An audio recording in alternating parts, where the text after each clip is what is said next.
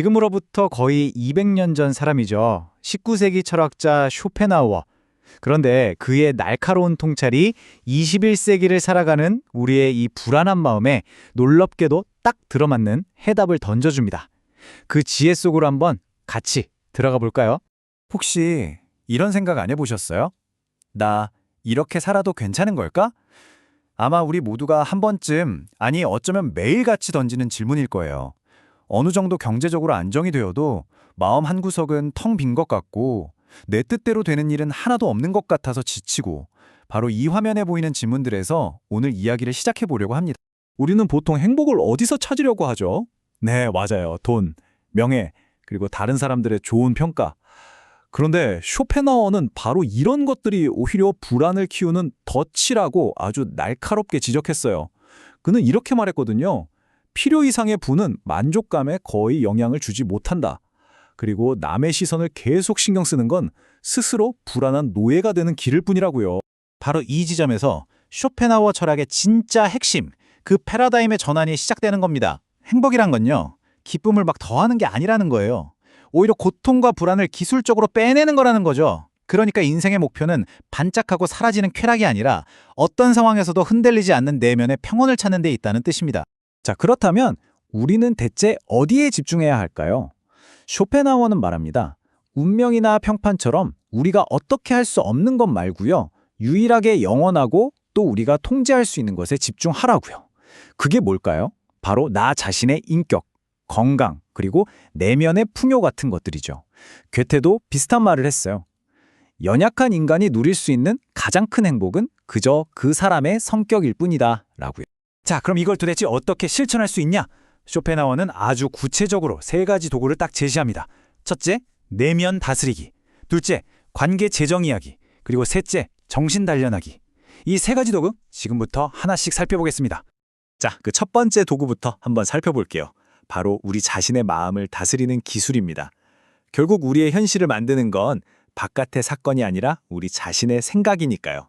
이 그림 한번 보세요. 이게 진짜 재미있는 지점인데, 똑같은 상황을 겪어도 우울한 사람과 밝은 사람은 완전히 다르게 반응한다는 거예요. 예를 들어 우울한 사람은요, 10가지 일 중에 9가지를 성공해도 딱 하나 실패한 것 때문에 분노해요. 그런데 밝은 사람은 반대로 딱 하나 성공하는 것에 기뻐하고 나머지 9가지는 뭐 그럴 수 있지 하면서 스스로를 위로할 줄 알죠. 와, 진짜 비극은 사건 그 자체가 아니라 그걸 어떻게 바라보느냐, 우리 생각에 달려있는 거네요. 쇼펜하우어는 아주 단호하게 말해요.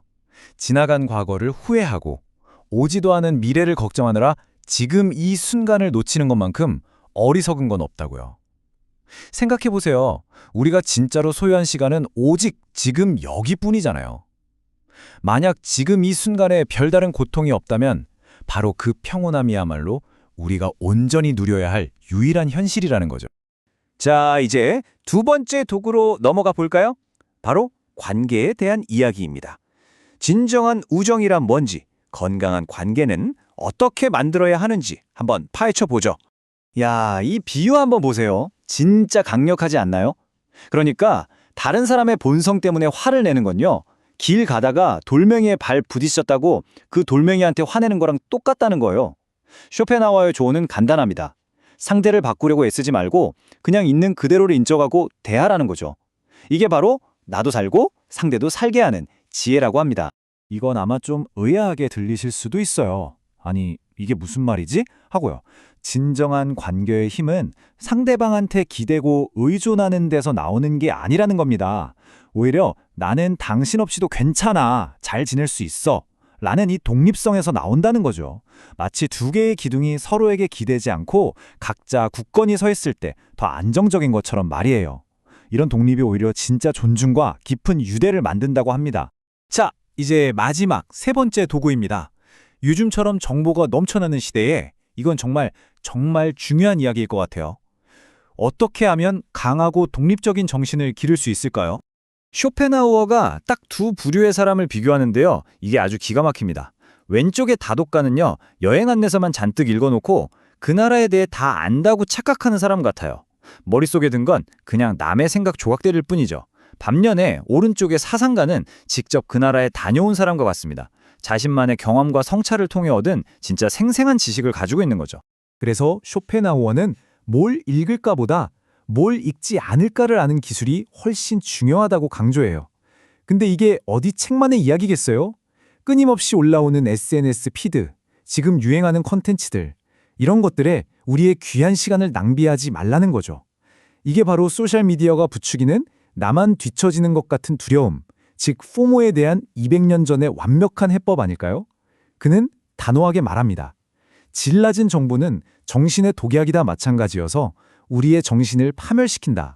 자, 그렇다면 이 모든 도구들을 통해 우리가 궁극적으로 얻게 되는 건 뭘까요?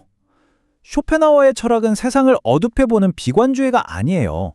오히려 고통이라는 걸 예술적으로 다루는 아주 실용적인 기술에 가깝습니다. 그의 조언을 따를 때 우리가 얻게 되는 보상은요, 정말 명확하고 또 강력합니다. 먼저 다른 사람의 평가나 외부의 시끄러운 소음으로부터 자유로워지고요. 그리고 어떤 상황에서도 쉽게 흔들리지 않는 단단한 내면의 평온함을 얻게 되죠. 마지막으로 세상을 꾸미거나 왜곡하지 않고 있는 그대로 볼 수 있는 지혜를 갖게 됩니다. 결국 쇼펜하우어가 우리에게 전하는 메시지는 바로 이것입니다. 인생이란 행복을 찾아 헤매는 여정이 아니라 필연적으로 다가오는 고통을 예술적으로 관리하는 기술이라는 것. 그리고 그 기술을 익혔을 때 얻는 보상은 찰나의 기쁨이나 환희가 아니라 깊고 단단한 평온이라는 겁니다. 오늘 하루 여러분은 어떤 고통을 잘 다뤄내셨나요? 그리고 어떤 평온을 지켜내셨습니까?